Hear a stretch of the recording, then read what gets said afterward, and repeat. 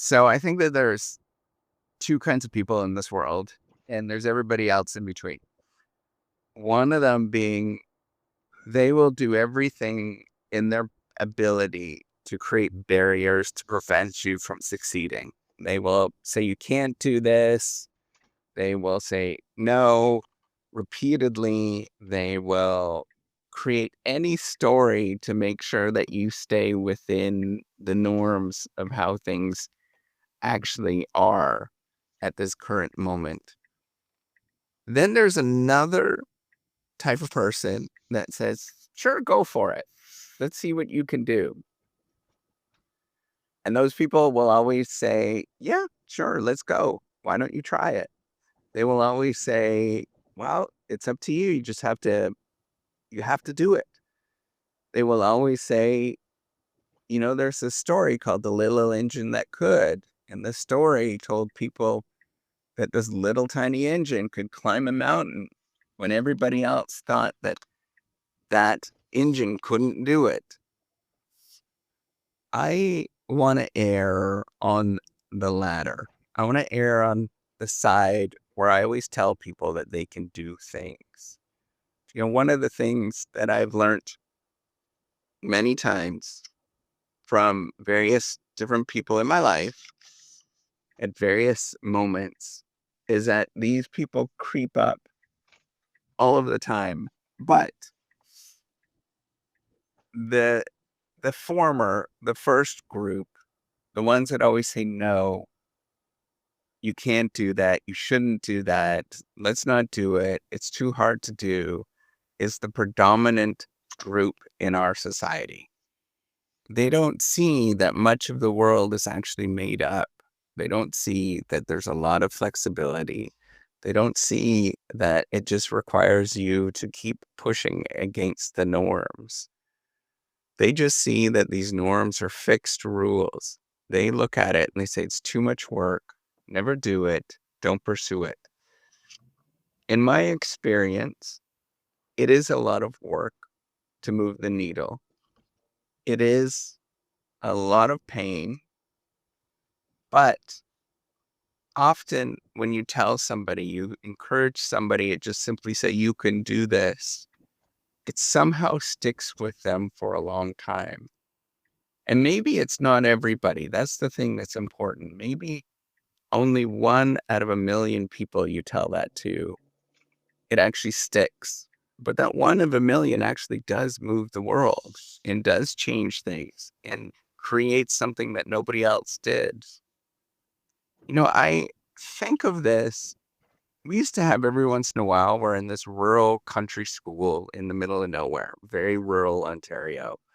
Um, and it was very difficult to get to, but because we were on the highway, there's a cross Canada highway that would go straight through our town, that every once in a while we would get guest speakers that come in. And I distinctively remember one, I would think I was maybe in 3rd grade or 4th grade, where somebody just said, you could do this. And that was the message of what they were trying to tell us. We had these assemblies. We had this little tiny gym. Like at the time, I thought it was a massive gym. And now I look at it and I'm like, oh, it's super tiny. The classrooms that I teach in are actually bigger. But in this gymnasium, we were all sitting cross-legged listening to this speaker. And the speaker just said, you can do this.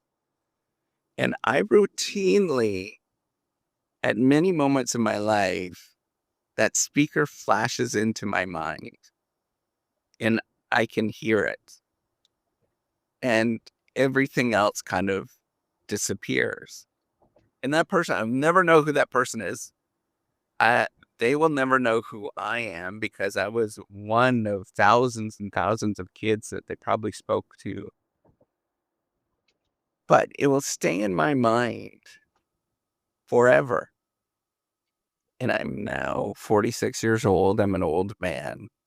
And it was something that somebody told me probably when I was 7 or 8 years old. I want you to just remember that lesson, to always encourage, always get people to do things. If it seems difficult, just kind of do it anyways. well, you'll find it is difficult. It always is. It's going to look ugly and I'll get out. Everything is going to be just a mess. But you go and you do it. And then you say, well, that was difficult. That was hard, but I think I could do it again. And you go and you do it again. And you repeatedly do that every single day. And what you'll notice is that nothing ever really improves in terms of how it feels. You may not even get faster. You may not even get smarter.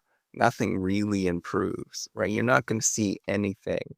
But what's going to happen is that this repeated getting back up, doing it again, getting back up, doing it again, somehow creates compound interest. And not a lot.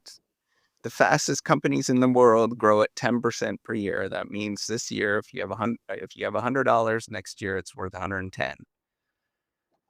So for us, who are not as good as the fastest companies in the world, you will probably grow at much less than that.